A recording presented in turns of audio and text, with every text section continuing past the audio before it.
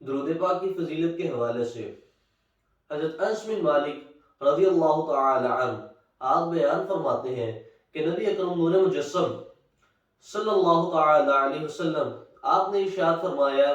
جو بندہ مومن ایک مرتبہ مجھ پہ درود پڑھتا ہے اللہ رب العزت اس پہ 10 رحمتیں عطا فرماتا ہے۔ صرف یہ نہیں کہ 10 رحمتیں نازل فرماتا ہے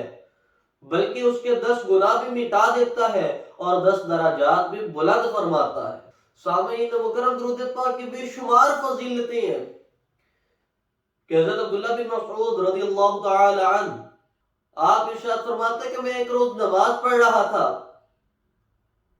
اور وہاں نبی کریم علیہ الصلوۃ والسلام بھی تشریف فرما تھے۔ آپ کے ساتھ سیدنا ابوبکر صدیق اور سیدنا عمر فاروق رضی اللہ تعالی عنہ آپ بھی اسی مجلس میں بیٹھے ہوئے تھے۔ میں نے نماز ادا کی۔ نماز ادا کرنے کے بعد اللہ رب العزت کی جب حمد و ثنا بیان کی اور بیان کرنے کے بعد میں نے نبی کریم علیہ الصلوۃ والسلام پہ درود بھیجنا شروع کر دیا۔ جب آپ پہ درود بھیجا، درود بھیجنے کے بعد دینی اور دنیاوی مقصد کے لیے مانگنے لگا تو نبی کریم علیہ الصلوۃ والسلام نے ارشاد فرمایا مانگو، جو مانگو گے دیے جاؤ گے، جو مانگو گے دیے جاؤ گے، یعنی کہ تمہاری دعا قبول ہو جائے گی۔ تو سامعین مکرم پتہ چلا کہ رب لم یزل کی حمد و ثنا کے بعد جب مصطفیٰ کریم پہ درود بھیجا جائے اللہ تبارک و تعالیٰ پھر اس کے بعد کوئی دعا رد نہیں کرتا، اللہ تبارک و تعالیٰ قبول فرما لیتا ہے۔ تو درود پاک کی بے شمار فضیلتیں ہیں اور نبی کریم علیہ الصلوۃ والسلام نے ارشاد فرمایا قیامت کے دن لوگوں میں سے وہ لوگ میرے سب سے زیادہ قریب ہوں گے جو سب سے زیادہ کثرت کے ساتھ مجھ پہ درود پڑھتے رہا کریں۔ تو کون شخص چاہتا ہے کہ نبی کریم علیہ الصلوۃ والسلام کا قرب نہ حاصل ہو، بلکہ سب یہی چاہتے ہیں کہ نبی کریم علیہ الصلوۃ والسلام کا قرب مل جائے۔ تو حضرت ابی بن کعب رضی اللہ تعالی عنہ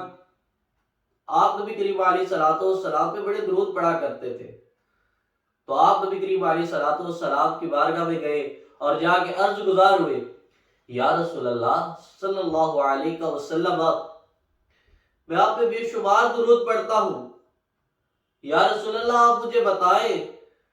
کہ میں کتنا حصہ مقرر کر لوں کہ میں آپ پہ درود پڑھتا رہا کروں۔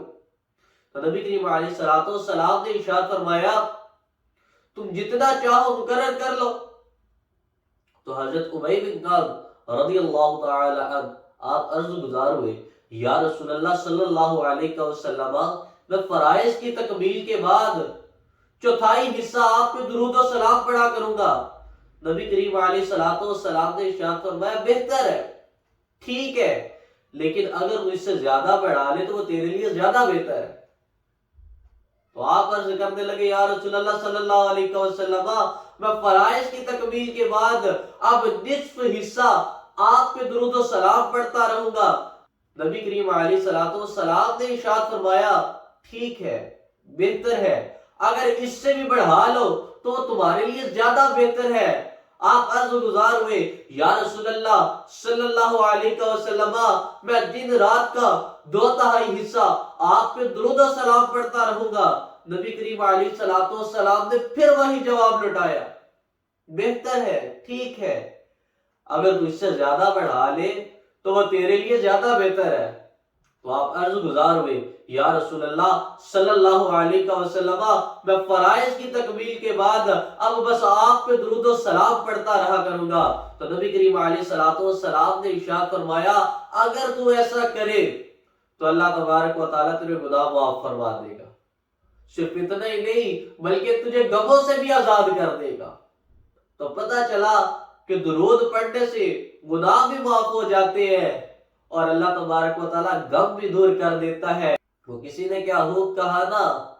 دکھوں نے جو گھیرا ہے تو درود پڑھو، گر حاضری کی تمنا ہے تو درود پڑھو۔ سامعین مکرم، درود پاک کے بے شمار فضائل ہیں کہ درود پاک کی محفل کو ہر گھر گھر میں سجانا چاہیے۔ ہم نے بھی اس چیز کا آغاز کیا ہے۔ سیالکوٹ کھروٹا سیدھا کے اندر مسجد پیر سید فتح علی شاہ رحمت اللہ تعالی علیہ میں ہر اتوار کی رات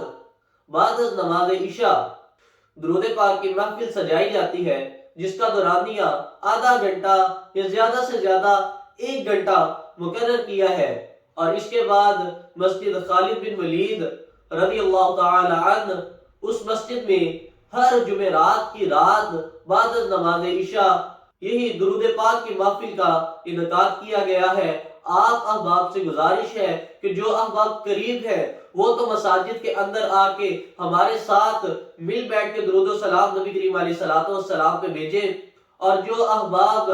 دور ہے یا نہیں آ سکتے، آپ جہاں بھی ہیں آپ درود و سلام نبی کریم علیہ الصلوۃ والسلام پہ پڑھا کریں، کیونکہ جہاں پہ ہو وہیں سے دو،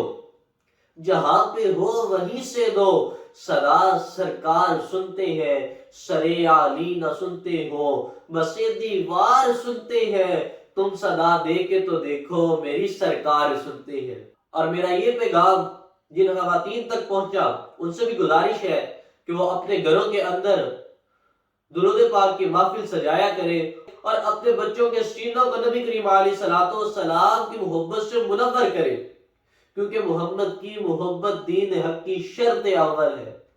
محمد کی محبت دین حق کی شرط اول ہے، اسی میں ہو اگر حاوی تو سب کچھ نامکمل ہے۔ اللہ رب العزت سے دعا ہے کہ رب العزت ہمیں نبی کریم علیہ الصلوۃ والسلام کی سچی پکی محبت عطا فرمائے، آمین، وآخر دعوانا الحمدللہ۔